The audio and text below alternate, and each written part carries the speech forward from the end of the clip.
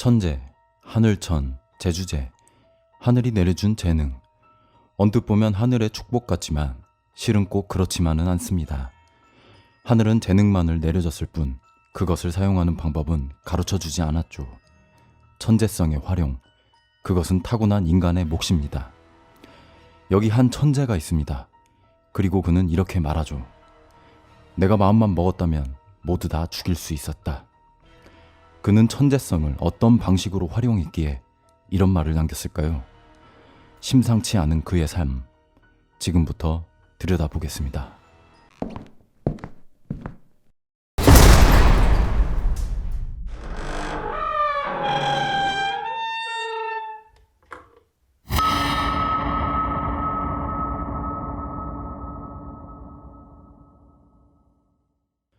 (1947년 9월 7일) 한 아이가 태어납니다. 아이의 이름은 그레이엄 영. 신은 갓 태어난 그레이엄에게서 모든 것을 앗아갑니다. 태어난 지 3개월 만에 어머니를 잃고 이모의 손에 자란 그는 2살 무렵부터 재혼한 아버지 밑으로 돌아가게 되죠. 어린 나이에 어머니의 손길을 받지 못했던 그레이엄. 이를 안타까워할 틈도 없이 그의 새 어머니는 그에게 몹쓸 짓을 일삼았죠. 그레이엄의 모형 비행기를 부숴버린다거나 동네 사람들에게 그레이엄의 욕을 하고 다녔고, 심지어 자신이 돈이 없어졌다며 그레이엄에게 거짓 누명을 씌우기까지 합니다. 이러한 학대가 고작 그레이엄이 3살 무렵 때부터 벌어졌다고 하네요. 훗날 전문가들은 그에 대해 이러한 진단을 내립니다. 정서 발달이 가장 중요한 시기에 어머니가 없었기 때문에 인간적인 온정이나 동정심을 전혀 느끼지 못하는 인간이 되었다. 새 어머니의 학대 또한 그의 인격 형성에 큰 원인을 제공했을 것이다. 이렇듯 신은 어린 시절 마땅히 누려야 할 그의 모든 것을 앗아갔지만 유일하게 한 가지만은 차고 넘치도록 내려주었습니다. 바로 천재적인 두뇌였죠. 명석한 머리로 학교에서 좋은 성적을 받자 그의 아버지는 그에게 과학 실험 도구를 선물로 사주게 됩니다. 이것이 한마디로 그에게 독이 될 줄은 누구도 몰랐겠죠. 그 이후로 그는 특히 화학 분야에 광적인 집착을 보였다고 전해집니다. 학창시절 우상은 보통 유명 연예인이나 운동선수 등을 꼽게 마련일 겁니다. 하지만 그레이엄은 할리 크리픈을 우상으로 삼았습니다. 할리 크리픈이 누구냐고요? 그는 아내를 독극물로 살해해 석탄 창고에 안매장한 뒤 자신의 비서와 도망을 친 악면 높은 독극물 살인자였죠.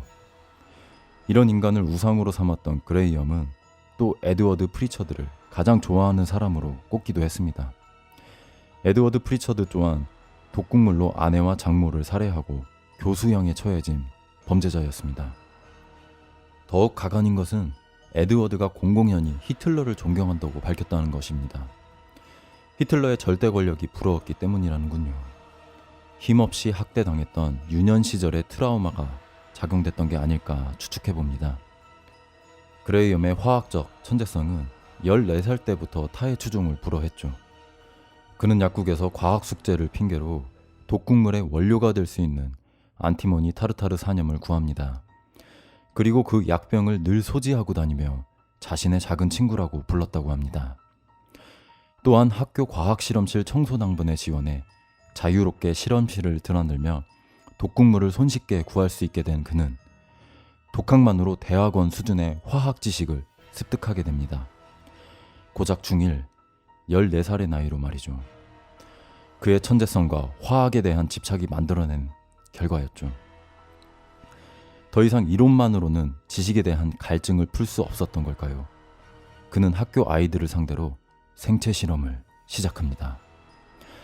학교 아이들이 먹는 샌드위치에 자신의 작은 친구 안티모니 타르타르 산염을 몰래 섞고 그 양에 따라 아이들이 어떤 반응을 보이는지를 지켜보며 연구하죠. 약을 먹은 아이들은 구토와 복통은 기본이고 심하면 경련을 일으키기도 했습니다. 급기야 그는 어릴 적 자신을 학대했던 새 어머니를 독살하기에 이릅니다. 그의 나이 15이었습니다. 어떠한 의심도 받지 않고 평소와 다름없이 학교 생활을 하던 그레이엄. 역시 전문가는 전문가를 알아보는 걸까요? 어느 날 화학 선생님이 그를 의심하기 시작합니다. 그가 보통 아이들과는 다른 이상한 실험을 제안하는 것을 보고 무언가를 직감하죠. 방과 후 화학 선생님은 그레이엄의 책상을 조사하기 시작합니다. 그러자 그 안에서는 충격적인 물건들이 쏟아져 나오게 됩니다.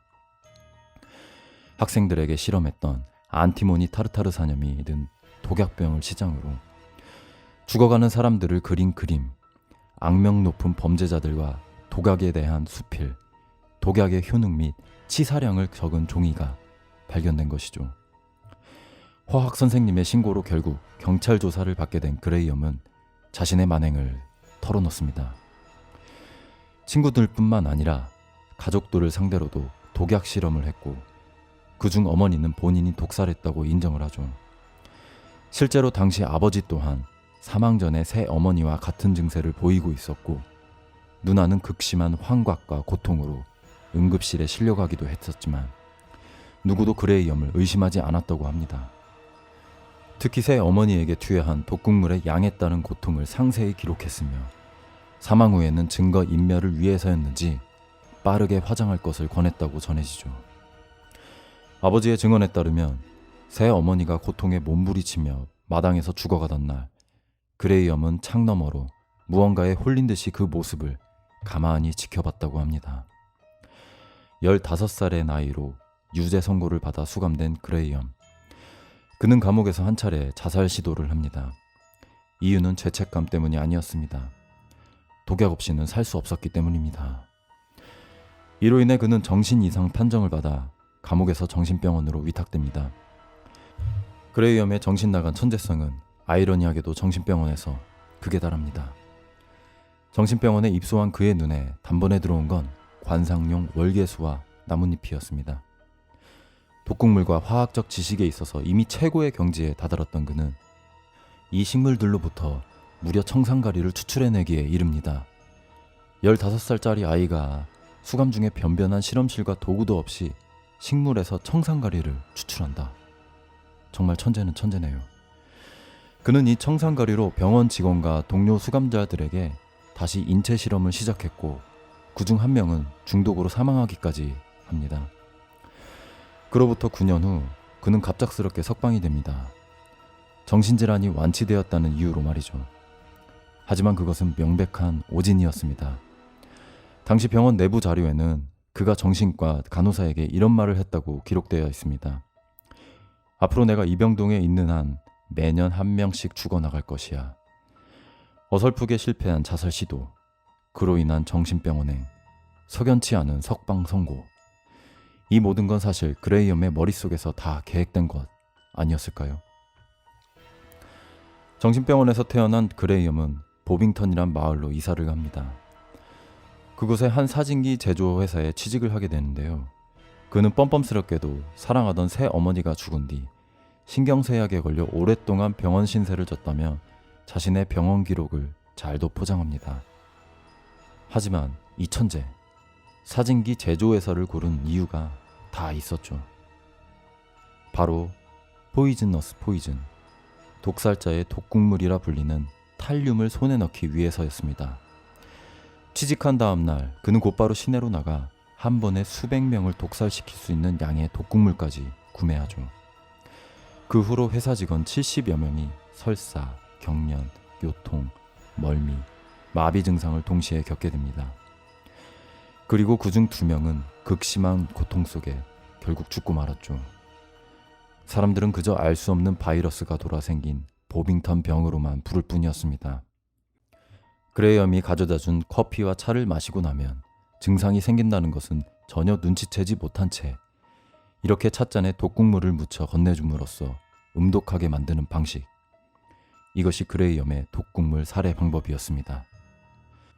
이로 인해 그는 훗날 티컵 포이즈너, 즉 찻잔 독살자라는 이름으로 불리게 되죠.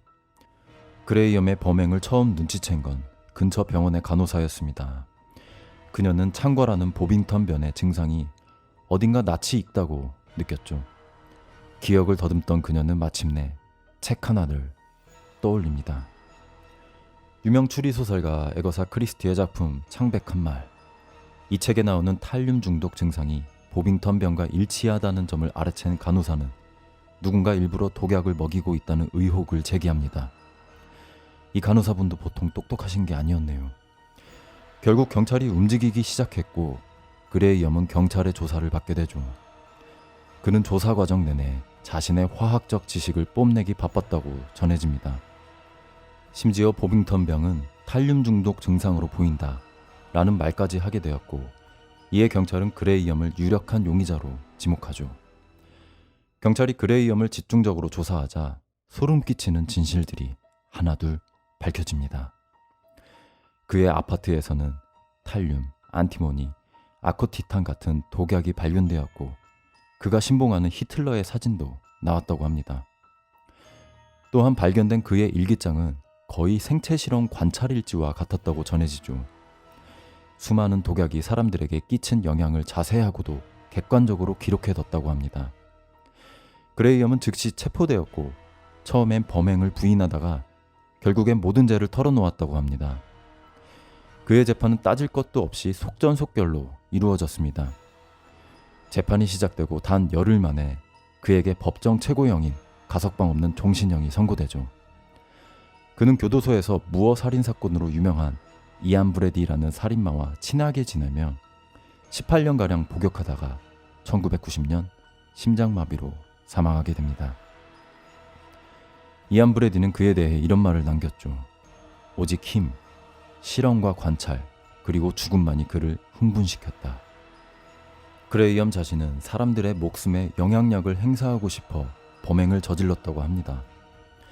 그러면서 그는 형사에게 아주 자랑스럽게 이야기했다고 전해지죠. 마음만 먹었으면 다 죽일 수 있었어요. 하지만 내가 살려준 거죠. 그레이엄 영, 사이코패스 연구자들에게는 현재까지도 중요한 연구 대상이라고 합니다. 만약 그가 조금 더 일찍 태어나 2차 세계대전 때 나치 독일이나 일본 제국에 가담했다면, 유대인 학살이 자행된 나치 수용소나 731 부대 생체 실험장을 놀이터 삼아 실험을 했겠죠.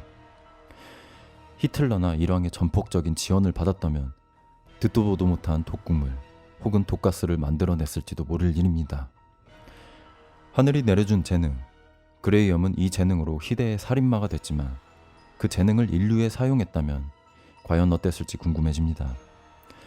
아마도 이곳 무스가 아닌 화학교과서에서 그 이름을 찾아볼 수 있었을지도 모르겠네요. 스파이더맨의 유명한 대사가 떠오르네요. 강한 힘에는 강한 책임이 따른다. 어떤 방면으로든 천재성을 띈 사람이라면 그것을 올바르게 사용해야 할 책임감이 꼭 필요할 것 같습니다. 그러한 책임감을 심어줄 피터 파커의 삼촌 벤 파커 같은 올바른 어른의 존재도 물론 빼놓을 수 없겠네요. 묻지마 스토리 오늘의 이야기는 여기까지입니다. 시청해주셔서 감사합니다.